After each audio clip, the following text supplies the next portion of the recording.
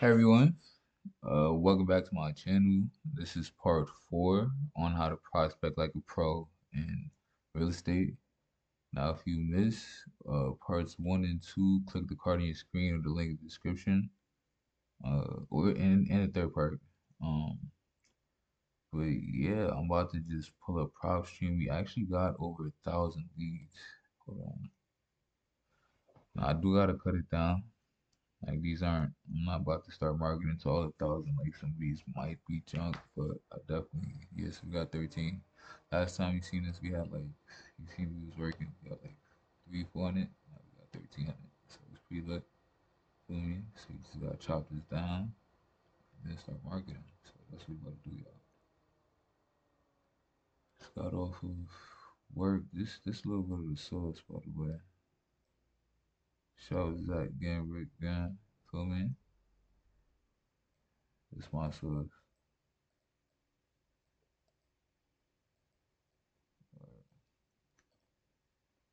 Boom, that's the sauce. Get ready. Know the vibes. I'm about to play some for me. I had a decent night tonight. It was pretty smooth. Pretty smooth.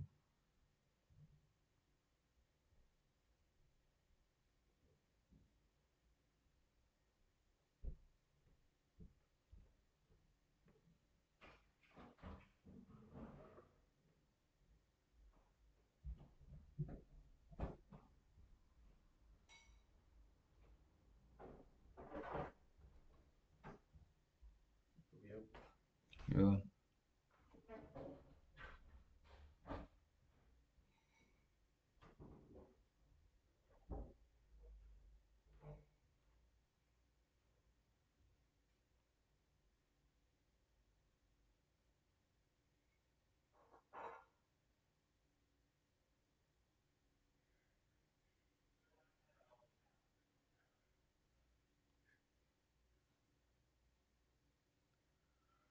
just trying to find what I'm about to play in the background, y'all, and then I'm about to get ready.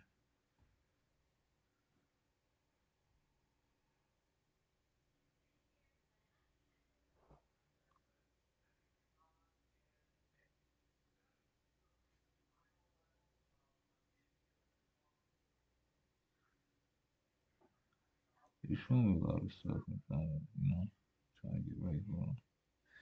Need the right. I need sign for like at least like 90 minutes. See, I already had two.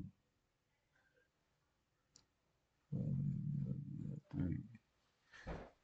Food.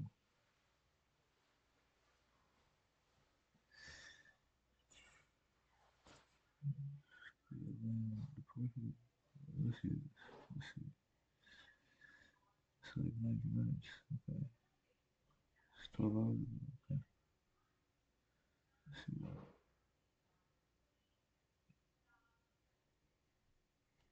Is for everyday folks. What type of marketing do you guys do? We just made $27,825 in 43 days, all from our radio ad. Let's talk about it. Welcome back, y'all, to another weekly deal breakdown. Like I mentioned, this deal came from our radio ad. And like I always say, I specifically mention in our radio ads that I specialize in buying inherited properties. So we get a lot of deals specifically for that line right there. There was a lot of motivation here for this seller. So when I initially talked to him, I knew this was going to be a deal, and I knew I was going to lock it up at a really good price. First off, this was an inherited property that the seller and his siblings had inherited from their parents. Second, there were over $25,000 owed in taxes, and there were also some city liens that they had to pay on the property. Third, one of the siblings was living in the property and had been living there for some years, but had not paid any taxes and wasn't taking care of the property. So the property was deteriorating. And then fourth, and the final strike for the seller or the brother who called me, his brother was living in the property. Not only was he selling drugs out of the property, but he was also renting out rooms to crackheads or drug addicts, and they were literally paying. Now, where they got this money from, I don't know. But when I walked the property, there were crackheads there. Some were sleeping on the couch. It was a 3-bedroom house. Two of the bedrooms were occupied. They had the doors locked. I could not even see those bedrooms in my initial walkthrough. through, and I'm thinking, okay, maybe he's just got company. But as we went through the process, the seller ended up telling us, yeah, my brother's living there. He's renting out these rooms to these drug addicts that he's selling drugs to. So, I mean, it was a crazy situation, but I can't even be mad at the brother. He didn't have a job. He was getting disability checks, but in order for him to make money, he was selling drugs and also allowing the people who were paying him for the drugs to live there, and he was charging by the room. He was charging a guy to sleep on the couch in the living room. Now, I don't hate on nobody hustling. I'm definitely not one to shortstop somebody bread, but it was time for the house to be sold, so we came in right in time, did what we needed to do, and he still took some money from the sale of the property, so it all worked out in the end. Now, as far as the condition, I would say this property was about a 3. I mean, it was going to be a full gut remodel. It looked bad from the outside. All of the majors needed work. It needed a new roof. It needed foundation work. There were plumbing issues. The electrical was outdated and not into code. Full cosmetic remodel necessary. The kitchen was horrible. The bathroom was horrible. There's a hole in the kitchen that I almost stepped through. So, I mean, there were a lot of issues with this house. And again, I didn't even get to see the other 2 bedrooms in the house. So we pretty much sold this deal damn near sight unseen because I could not even get pictures of the full property because of the situation that was taking place inside the house. And when he reached out to me from the radio ad, the seller did not have an initial asking price. He just knew how much they owed in taxes, and he knew that they didn't want the city to move forward with the judgment and auction off the property, so they just wanted to sell it quick, be able to take care of the taxes and the liens on the house, and be able to walk away with something because there were ultimately 5 heirs to the property. So everybody wanted to walk away with some bread, but get away from the headache at the same time. Based on our experience in the area, I knew off top that we could probably get about $100,000 to $110,000 on a cash offer for this property, and so I wanted to lock it up pretty low. Now I tested my luck and threw out a cash offer at $68,000, and that offer stuck. He didn't negotiate. He didn't go against the grain at all. He was like, well, if 68,000 is what you can offer, 68,000 is what we'll take. And so we executed a purchase agreement for 68,000. In the Oak Cliff area specifically, we have about 2 to 3 pocket buyers that we know are going to pay cash for any property that we send them under about $125,000. So this fit right in that bubble. We sent this over to a cash buyer who has bought majority of our properties in Oak Cliff. There's one guy, he pays cash, he don't give us no hassle.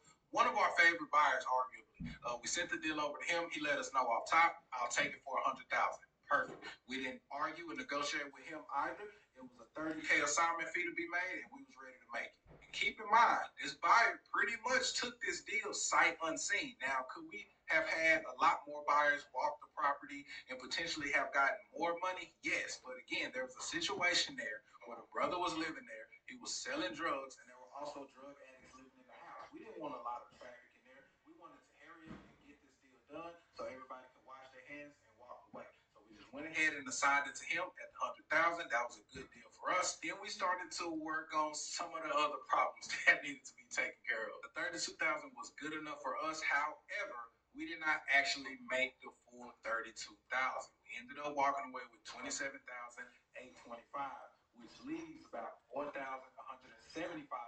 the table. We ended up giving a credit to the buyer of $4,000, and I'll tell you guys why. Before closing, the buyer just drove by the house. He didn't go in, but he did drive by the house, and he noticed that there was water running from the inside of the house all the way down the driveway, which let us know that there was a leak somewhere on the property. Okay. Now, the buyer called us. We called the seller and let him know, hey, you need to tell your brother that there's a leak in the house. Y'all probably need to have the water company come out and turn the water off because we don't expect for y'all to get the pipe fixed, call a plumber, or do anything like that. Just have the water shut off because we are about to get the property closed on. The seller said, okay, no problem. I'll reach out to my brother. We'll get it taken care of. Well, that never happened, but we never talked about it again. And so when it came time for closing, the buyer actually did walk the property and noticed that there was a lot of water damage. Now, even though the house is in really bad condition, water damage can bring termites and cause a lot of other issues. So because that was a problem, and on top of that, the brother was supposed to have moved out and kicked all of his roommates out as well. But when the buyer did their final walkthrough and and noticed that there was more water damage. The brother was also still not out of the property. But our buyers like to go by and walk the property right before sending the closing funds just to make sure the home is vacant. And when he did that, the house was not vacant. He could tell that someone had just left out. And then he said he felt like they may have been hiding in the backyard. He didn't really want to go out there and see what was going on because, again, there was a situation going on with a lot of unsavory characters, we'll say, all right? So we didn't want to put our buyer in danger. We just let them know, hey, I don't know if they're all the way out or not. They might not be. The brother is saying that they are. But what we're willing to do is give you a credit of $4,000 if you go ahead and move forward with closing and then just handle that on the back end on your own. I mean, they have no rights to the property. They don't live there. You shouldn't have to go through an eviction. But in the event that you do, we'll credit you the $4,000. We're always willing and ready to compromise a couple $1,000s to go ahead and get the deal across the finish line. In addition to that issue, we have problems completing the affidavit of heirship since there were 5 heirs. We had some missing dates for marriages and divorces and things like that that needed to be included in the affidavit of heirship. And so I had to put on my detective cap.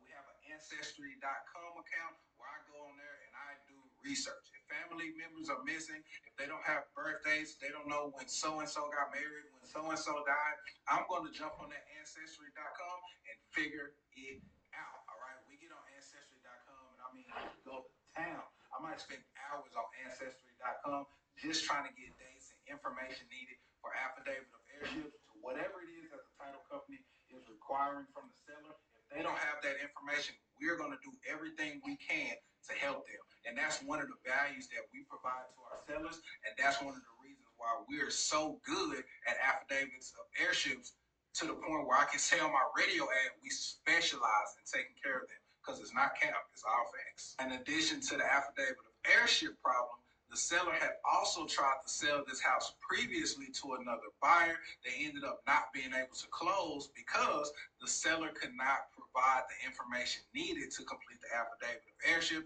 And obviously the other buyers were not as resourceful as us in terms of finding the missing information. And so they did have to terminate their contract, or the seller went ghost. I'm not sure exactly what happened there. When it comes to those memos, you never know whose side of the story is true. But bottom line is, another buyer had filed a memorandum of contract on this property, and he wanted $10,000 to release that memorandum of contract. So we had to find that buyer, get his information, talk to him, negotiate him down from wanting $20,000 to settling at $10,000, and even then, the $10,000 came out of the seller's proceeds. We do not pay for memorandums on properties because ultimately it is the seller's fault that the memorandum was slapped on there, whatever the case may be. So we negotiated the deal and let the seller know, hey, you were supposed to pay $20,000 to get this release. We got it down to $10,000, but it's gonna have to come out of your funds. He understood, and he was on board with getting that done. After all of that, on the day of closing, we sent the mobile notary out to meet with the 5 heirs, the sellers of the property. 4 of them signed, but the one brother who was living there started going crazy pretty much at the signing. And this is information that came from the notary. Said he was yelling, fussing, cussing. He was upset. He didn't want to sign. He wasn't ready to let the house go. Some emotional feelings came up because it was their parents' house. All this jargon, this, that, and the third. But the siblings were able to bring him down and get him to go ahead and sign. Him and the initial seller, his older brother, actually almost got into a fist fight. But the brother who's living there is actually in a wheelchair because he lost his foot from something crazy. So it was a lot going on. But ultimately, we were able to get this to the closing table and make that $27,825. And solving all those problems and getting to that check took us 43 days. There's a couple gems I want y'all to take home before I end this video, all right? Number 1, don't be scared to drop a low offer. When I first started wholesaling real estate, a guy told me, if your offer doesn't make you uncomfortable, you didn't go low enough. Second, if you do deals like us that are inherited or have dirty titles, I suggest you get an Ancestry.com account because this can help you move a lot of those deals across the closing table instead of terminating them like the initial buyer for this property did before he slapped the memo on. 3, don't be so pressed for the money that you're not willing to give a seller or buyer credits at closing in order to get the deal across the finish line. There are a lot of things that come up along these transactions that can absolutely kill the deal, don't make your ego or money one of them. All right. So sometimes you got to compromise or sacrifice to get that deal across the closing table. Hopefully, y'all took some value from this deal breakdown. If you did, come back next week and I'll drop some more gems. Till next time, y'all. Tap in. Paper shredder.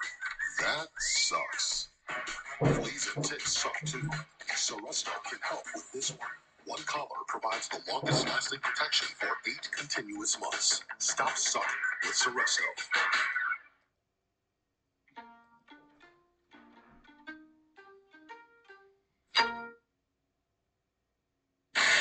One of the most common reasons somebody listens to this podcast is because they're working a job that doesn't give them the flexibility that they want. They've had a final straw moment, such as their boss renegotiating the commissions they earn while they're selling cable or TV.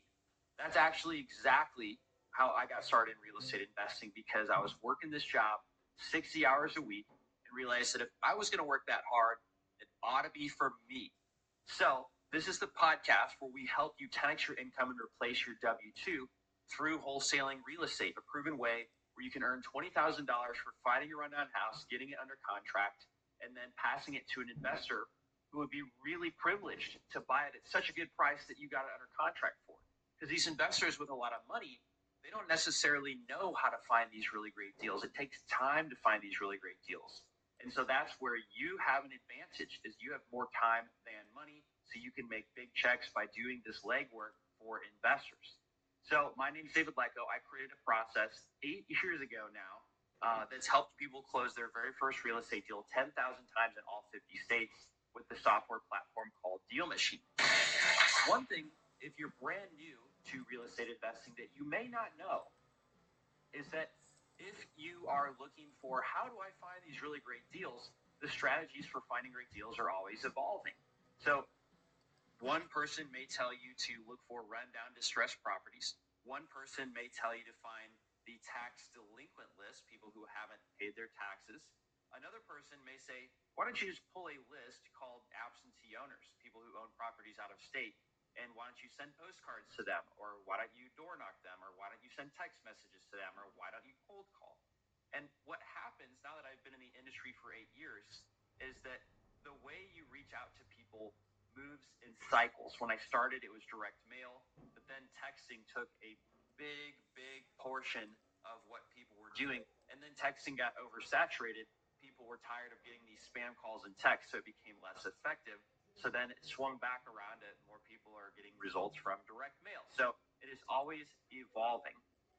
One of the things that I think always stays true is if you are limited on money, but you have abundance of time, the best way to find deals is actually driving for dollars. That hasn't really changed in decades. So the reason why is because driving for dollars means you're looking for a rundown property. And because it's run down, it doesn't necessarily mean they will want to sell it today, but that's why you want to get them on make a list of those types of properties and then send direct mail to them or text or call, doesn't matter, on a routine basis, maybe once a month, because probability states that if their house is run down and something in their life happens that causes them to have an emergency, they will need to sell that house to raise their cash funds, and they won't be able to sell it for top dollar because it's really run down. And they don't have the money or time to fix it up to get top dollar on the market. So they end up wanting speed and convenience. So you can think about this as a kind of a pawn shop. You're not going to get the top dollar when you bring your guitar there, but you're cleaning out your closet and you just want to get rid of it. You just want whatever cash you can get quickly so you can move on with your life. And so that's kind of the business model and what driving for dollars is, building a list of rundown homes. And I mentioned earlier, you could pull tax delinquent, you could pull absentee owner. Those lists are quite broad. So marketing to those lists, they're easy to get, more people do it, means you have to send more direct mail or more text messages to get a deal from those lists than you do driving for dollars, which requires a little bit more time investment up front. So it's harder. So those properties you're building aren't necessarily on those other lists, but you're the only one who has those lists because it's a hard list to build. So anyway, you can only do that though during the daylight. So if you have a 9-to-5 job and it gets dark at 6, you may not have a lot of time with sunlight out for you to drive around and look for those rundown homes. So there's a new technology that I helped put together called virtual driving for dollars. So, as the name suggests, it's a modernized, high-tech version of the traditional driving for dollars approach used by real estate investors to hunt down investment-worthy properties. But rather than physically trawling those virtual neighborhoods in search of distressed properties, you're actually going to look for Google Street View and look at the maps on Google Street View. But the great thing is in Deal Machine, we put Google